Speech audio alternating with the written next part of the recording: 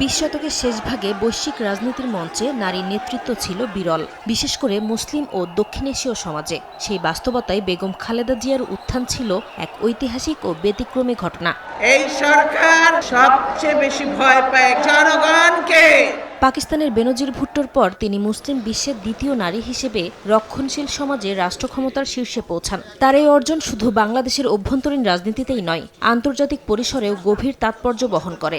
দক্ষিণ এশিয়া ও মুসলিম বিশ্বে নারী নেতৃত্ব যখন বিরল, তখন বাংলাদেশে বেগম জিয়ার প্রধানমন্ত্রী হওয়া বিশ্ব গণমাধ্যম ও কূটনৈতিক মহলে বিশেষ দৃষ্টি আকর্ষণ করে।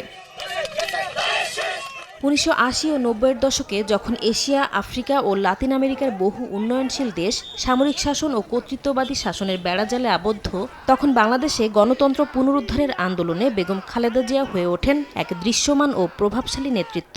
স্বৈরশাসনের বিরুদ্ধে তার আপোষহীন অবস্থান, রাজপথের আন্দোলনের সরাসরি নেতৃত্ব এবং সাংবিধানিক ও নির্বাচনী শাসন ব্যবস্থা পুনঃপ্রতিষ্ঠার দাবিতে তার ভূমিকা আন্তর্জাতিক মহলে বাংলাদেশকে একটি গণতান্ত্রিক রূপান্তরের গুরুত্বপূর্ণ উদাহরণ হিসেবে তুলে ধরে।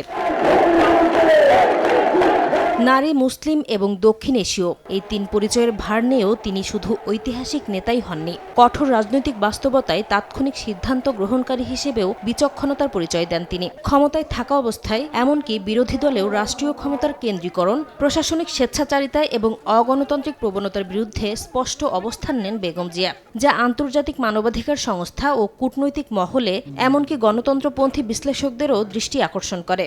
বরং তারা কর্মহীন।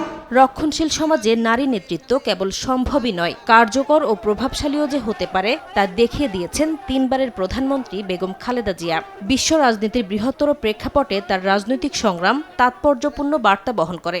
ইতিহাসে তিনি স্মরণীয় হয়ে থাকবেন একটি রক্ষণশীল সমাজে দাঁড়িয়ে গণতন্ত্রের পক্ষে আপোষহীন লড়াই করা এক লড়াকু নারী নেত্রী হিসেবে। নাসরিন রুমি, সময় সংবাদ।